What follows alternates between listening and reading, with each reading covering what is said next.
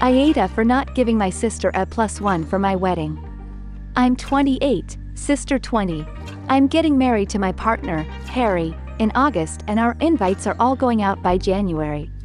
Close family have already received invites, and this is what's now causing drama. We're having a big-scale wedding in terms of venue, catering and so on, and costs are going to get out of hand if we give everyone a +1. As a result, only guests in long-term relationships will receive a +1, and married couples obviously. My family knew and respected, or so I thought, this decision. My stepsister, Eve, is invited, but I didn't give a +1.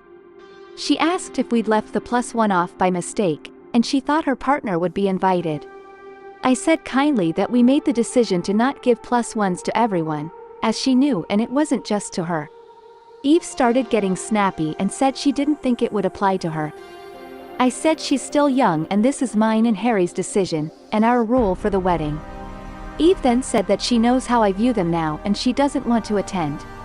My dad and stepmom have been on my ass saying this isn't fair and I shouldn't be leaving Eve without a +1. We've got Christmas dinners and things coming up, and I know this topic is going to brought up again, and Eve hasn't been talking to me since this happened. So, am I being the asshole? NTA weddings are expensive. Everyone nowadays needs to understand weddings can cost well over $50 per person for food and drink, so including +1 for all the single people on the guest list adds up pretty quickly. We drew a line for our daughter's wedding if there wasn't a ring, wedding, engagement, key involved in the relationship. They didn't get a +1, which did cause a rift since her one and only cousin was seeing someone but were pretty new. Everyone on that side of the family assumed she was going to be invited, and the Christmas before when we all got to meet her for the first time, my Mill said as she introduced my daughter, "This is the one you will be going to the wedding for in May." My nephew never showed up, but he also wasn't included in the RSVP from his parents. They RSVP'd only 2. But to handle the upcoming holiday gatherings, you can simply stand your ground, and tell her if it's a make it or break it for her to show that's on her, not on you. You have a budget for the wedding, and unless she or your dad and stepmom have skin in the game, they don't have any say as to who you can and can't invite. YTA. I personally think it's super tacky not to give your guests a +1. Can't afford it? Maybe scale back on some other things, but to pick and choose who can and can't bring a +1 is cringy. I understand why you're doing it, and obvi you don't have to agree with me, just my opinion.